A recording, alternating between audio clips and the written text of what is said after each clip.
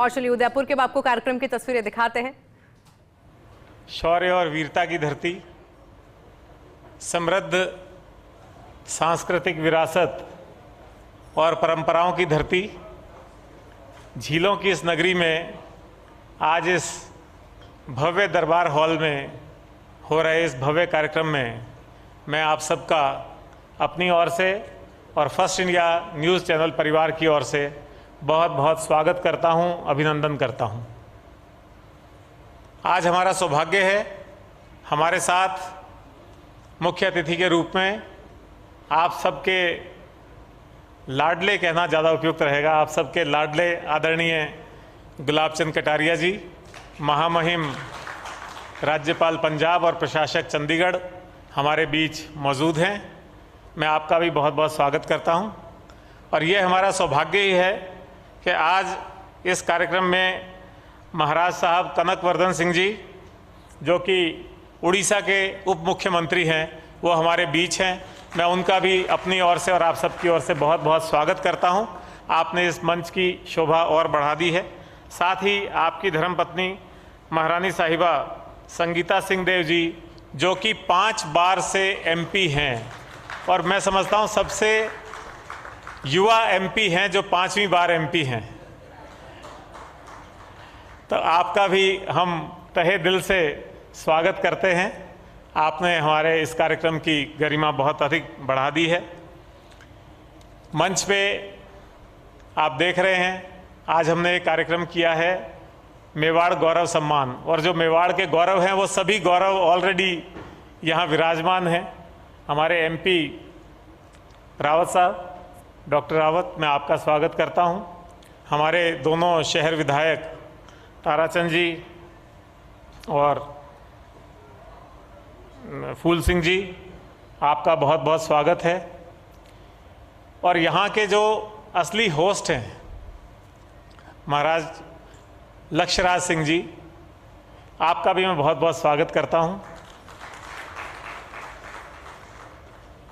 आज के इस दरबार हॉल में आने से एक बार फिर स्वर्गीय आदरणीय महाराज अरविंद सिंह जी की याद ताज़ा हो जाती है। पिछली बार हमने एक कार्यक्रम किया था तो यहीं विराजते थे, उनका आशीर्वाद भी मिलता था।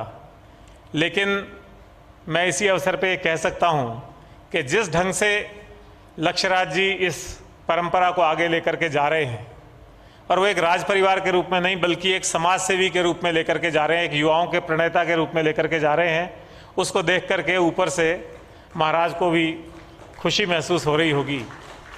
चाहे वो बालिका शिक्षा की बात हो, चाहे वो लोगों को घरों में सोलर लाइटों के माध्यम से रोशनी करने की बात हो, चाहे वो लोगों को साधन मुहैया कराने की बात हो, चाहे रोज़गार की बात हो, आपने जिस तन्मयता से, डेडिकेशन से इस काम को संभाल लिया है, वो निश्चित रूप से सराहना की बात है। आज हमारे बीच शिक्षाविद सारंगदेव साहब भी बैठे हैं, आपका भी स्वागत है। हमारे यहाँ के रेंज आईजी गौरव श्रीवास्तव साहब यहाँ बैठे हैं, मैं उनका भी बहुत बहुत स्वागत करता हूँ। हमारे युवा और जुझारू कई जिलों की कलेक्ट्री करके आने के बाद उदयपुर को संभालने वाले नमित मेहता जी भी यहाँ विराजमान हैं, आपका भी स्वागत है। और शहर के एसपी योगेश जी, जो काफ़ी समय जयपुर में हमारे साथ रहे, उनका भी बहुत बहुत स्वागत है। इसके अलावा आदरणीय निवृत्ति कुमारी जी सामने विराजमान हैं। आपकी हम्बलनेस देखिए, आपको कहने के बाद भी आप स्टेज पे नहीं आ रही हैं, तो आपका भी बहुत बहुत स्वागत है। श्वेता ने सही कहा था कि आपकी सादगी, सरलता और जो कर्मठता है और जो पूरे परिवार को संभालने की एक जज्बा है आपका, वो निश्चित रूप से प्रेरणा देता है। इसके अलावा पूरे उदयपुर संभाग के महानुभाव और ख़ास तौर पे जिन लोगों का आज यहाँ सम्मान होना है और जो हमारे सहयोगी हैं, हमारे स्पॉन्सर्स हैं, उन सबका भी मैं स्वागत करता हूँ। आदरणीय कटारिया साहब के बारे में ज़्यादा कुछ कहने की आवश्यकता नहीं है, लेकिन आप सबने देखा है कि इतना लंबा राजनीतिक जीवन कैसे हंसते हंसते गुजारा है, वास्तव में हंसते हंसते गुजारा है। जयपुर में हम लोग मिलना जुलना होता था, साहब हमेशा विधानसभा में होते थे और हम किसी न किसी रोल में विधानसभा आते थे। तो चाहे आप गृह मंत्री रहे, चाहे आप दूसरे विभागों के मंत्री रहे, चाहे आप नेता प्रतिपक्ष रहे, हमेशा बहुत ही कंस्ट्रक्टिव और पॉजिटिव सोच के साथ रहे। और हमेशा वो केवल, कई बार लगता है आदर्शवादी बातें हैं कि पंक्ति के अंतिम व्यक्ति तक पहुंचना, गरीब पिछड़े की मदद करना, संवेदनशील होना, दयालु होना, भावुक होना, वो सारे गुण हमारे कटारिया साहब में मौजूद हैं। और मैंने कई मौक़ों पे आपको गरीबों के लिए भावुक होते हुए देखा है। असल में इनकी आंखों में छलकते हुए आंसू मैंने देखे हैं। तो ऐसे महामहिम आज हमारे बीच हैं और हमें अच्छा लगेगा। आपके कर कमलों से आज उन लोगों का सम्मान होगा जिन्होंने स्वार्थ से पहले परमार्थ को रखा, जिन्होंने अपने से पहले समाज को रखा और अपनी कॉस्ट पर, या यूँ कहिए कि अपनी जान लड़ा करके दूसरों के जीवन में सुधार लाने का प्रयास किया। तो आज उन लोगों का यहाँ मान सम्मान होगा। उदयपुर अब पहले जैसा उदयपुर नहीं रहा। मैं अभी लक्ष्यराज सिंह जी से कह रहा था कि मुझे तो इस पूरे सिटी पैलेस परिसर में ही बहुत बदलाव दिखाई पड़ रहे हैं पिछली बार और अब में, और उदयपुर इटसेल्फ में बदलाव दिखाई पड़ रहे हैं। सारे प्रशासन आपका यहाँ मौजूद है, यूआईटी के भी कुछ अधिकारीगण यहाँ आए हुए हैं। तो उन सब ने मिल करके और आदरणीय गुलाब जी और जो आपके जनप्रतिनिधिगण बैठे हैं उनके मार्गदर्शन में यहाँ पे एक विकास का मुझे लगता है कि बीड़ा उठा रखा है। अभी कल ही जयपुर में एक बड़ा कार्यक्रम था। उस बड़े कार्यक्रम में एक बहुत बड़ा काम हुआ, उसकी अब चर्चा धीरे धीरे लोगों तक आएगी। जो बात भारत के प्रधानमंत्री नरेंद्र मोदी जी ने कही थी कि हमको विकसित भारत 2047 तक बना देना है, एक विज़न दिया था विकसित भारत 2047, उसी के क्रम में उन्हीं राष्ट्रीय आकांक्षाओं के अनुरूप विकसित राजस्थान 2047 का विज़न डॉक्यूमेंट बन करके कल जब अमित शाह जी आए हुए थे, मुख्यमंत्री भजनलाल शर्मा, अमित शाह जी और बाकी सब वरिष्ठ जनों ने उसको जारी कर दिया। तो राजस्थान की 2047 तक क्या दशा और दिशा होगी, विकास का मापदंड क्या होगा, विकास का रोड मैप क्या होगा, ये रोड मैप अब लिखित रूप में आ गया है। ये अपने आप में एक बहुत बड़ी घटना है। सरकार ने आते ही ईआरसीपी किया, राइजिंग राजस्थान किया। मुझे पता लगा उदयपुर में भी हज़ारों करोड़ रुपए के एमओयूज हुए, 150 से ज़्यादा एमओयू हुए, पर्यटन के क्षेत्र में ज़्यादा हुए, माइनिंग के क्षेत्र में ज़्यादा हुए। बाकी चीज़ें जिला कलेक्टर साहब को मालूम है कितना द्रुत गति से काम चल रहा है और उन एमओयूज को धरातल पे लाने का काम चल रहा है।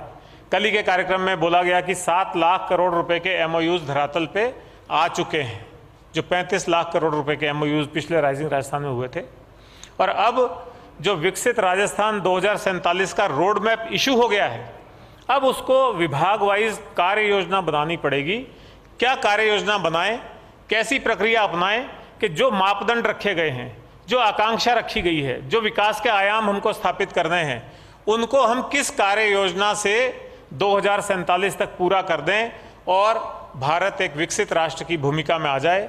हालांकि इस पथ पे काम लगातार जारी है। आप सबको मालूम है भारत पहले कहते थे कि विश्व की 5वीं सबसे बड़ी अर्थव्यवस्था है और अब वो विश्व की 4थी सबसे बड़ी अर्थव्यवस्था है।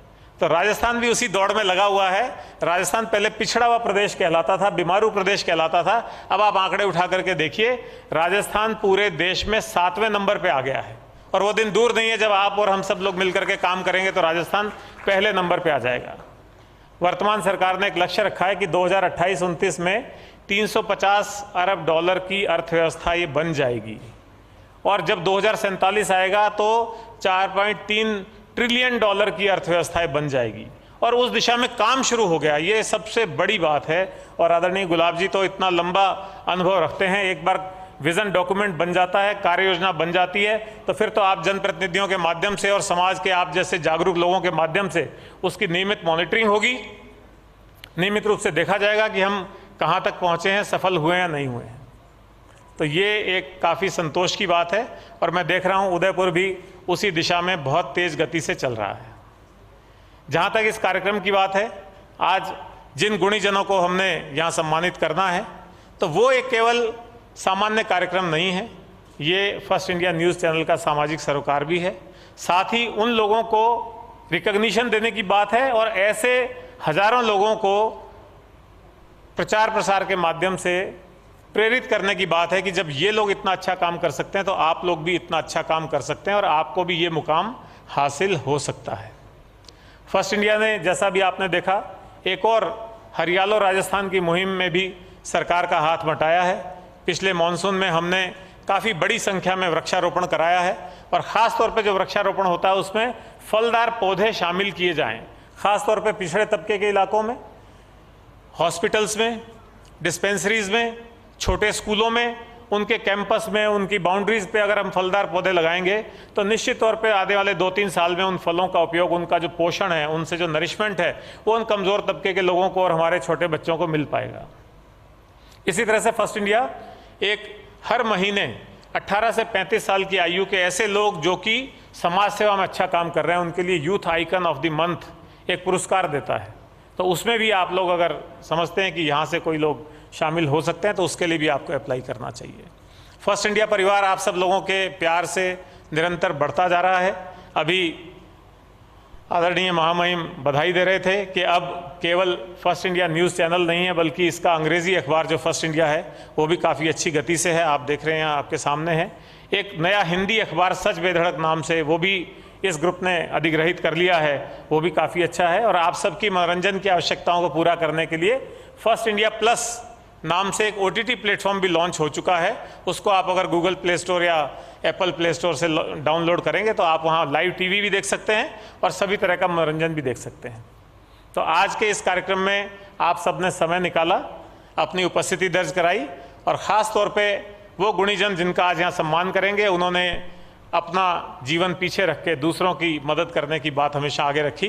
वो आगे भी इस जज्बे को बनाए रखेंगे और इसको और आगे बढ़ाएंगे।